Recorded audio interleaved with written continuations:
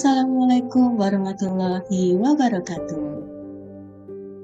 Berikut ini adalah tugas koneksi antar materi, kesimpulan dan refleksi modul 1.1 Filosofi Pendidikan Nasional Ki Hajar Dewantara. Perkenalkan, berikut ini adalah Ibu UU Nurul Kasyati SPD MPD, Fasilitator BBGP Provinsi Jawa Timur, serta Bapak Syukron Habasi SPD, BPJGP Angkatan 11 Jawa Timur, kelas 197B Kabupaten Gresik. Dan juga saya, Diana Thalia SPD, JGP Angkatan 11 Jawa Timur, kelas 197B Kabupaten Gresik. Adapun kerangka pembelajaran pada modul 1.1 dimulai dari alur M, yaitu mulai dari diri. Mulai dari diri yaitu mempersepsi diri tentang pemikiran Ki Hajar Dewantara. Yang kedua, alur E. Alur E yaitu eksplorasi konsep. Eksplorasi konsep yaitu memperdalam pemahaman kita tentang pemikiran Ki Hajar Dewantara. Selanjutnya, alur R, yaitu ruang kolaborasi. Ruang kolaborasi yaitu berkolaborasi dengan sesama JGP untuk mengeksplorasi nilai-nilai luhur sosiokultur di daerah yang dapat menembangkan kekuatan kodrat murid.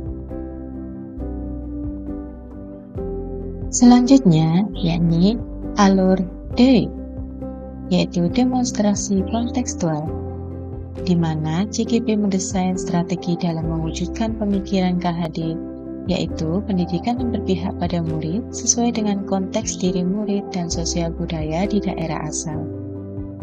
Selanjutnya yakni elaborasi pemahaman. Elaborasi pemahaman dilakukan dengan menuangkan berbagai pertanyaan mengenai materi refleksi filosofi pendidikan nasional Ki Hajar Dewantara yang akan dibahas bersama instruktur. Selanjutnya adalah alur K, yaitu koneksi antar materi. Koneksi antar materi yakni membuat kesimpulan dan refleksi pemahaman baru yang telah dipelajari dari pemikiran Ki Hajar Dewantara. Asas pendidikan menurut Ki Hajar Dewantara yakni memahami makna pendidikan dan pengajaran. Pengajaran merupakan bagian dari pendidikan, di mana terjadinya proses pendidikan dalam memberi ilmu atau berfaedah untuk kecakapan hidup anak secara lahir dan batin. Pendidikan merupakan tuntunan terhadap segala kekuatan kodrat yang dimiliki anak agar ia mampu mencapai keselamatan dan kebahagiaannya setinggi-tingginya, baik sebagai seorang manusia maupun sebagai anggota masyarakat. Dasar pemikiran Ki Hajar Dewantara: yang pertama, pendidik sebagai pamong atau fasilitator yang menuntun. Yang kedua, mendidik sesuai kodrat alam dan kodrat zaman anak. Yang ketiga, berpihak atau berpusat pada murid, student-centered learning. Yang keempat, menanamkan budi pekerti dan melestarikan kebudayaan. Yang kelima, ikon KHD, yakni kontinuitas, konvergensi, dan konsentris. Yang keenam, memerdekakan manusia lahir dan batin. Yang ketujuh, pendidik seperti petani atau tukang kebun kehidupan. Yang kedelapan, bukan tabula rasa. Apa yang Anda percaya tentang murid dan pembelajaran di kelas sebelum Anda mempelajari modul 1.1?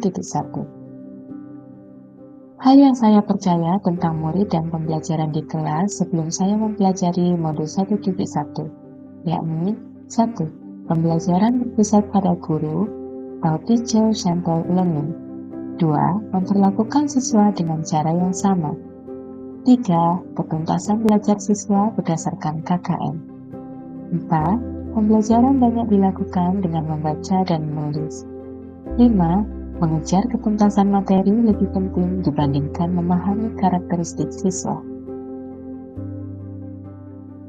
Apa yang berubah dari pemikiran atau perilaku Anda setelah mempelajari modul ini? Hal yang berubah dari pemikiran atau perilaku saya setelah mempelajari modul ini yaitu 1. Pembelajaran berpusat pada siswa, student-centered learning. 2. Memperlakukan siswa sesuai dengan karakteristiknya. 3. Menuntun siswa untuk tumbuh sesuai dengan kodrat alam dan kodrat zaman. 4. Pembelajaran dilakukan dengan menyeluruh, menanamkan budi pekerti, dan melestarikan budaya. 5. Menciptakan pembelajaran yang menyenangkan. 6. Pendidik berhamba pada siswa, yaitu melayani dan mendidik sepenuh hati serta penuh kesabaran. Apa yang dapat segera Anda terapkan lebih baik agar kelas Anda mencerminkan pemikiran KHDI?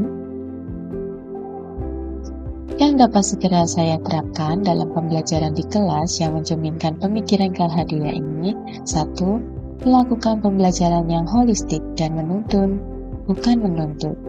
2. Melakukan pembelajaran dengan menyenangkan, kreatif, dan inovatif sesuai dengan kodrat alam dan zaman murid.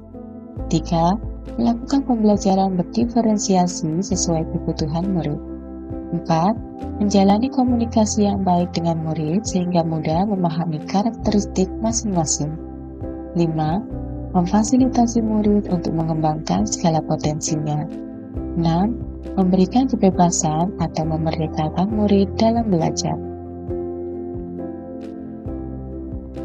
Sekian dan terima kasih.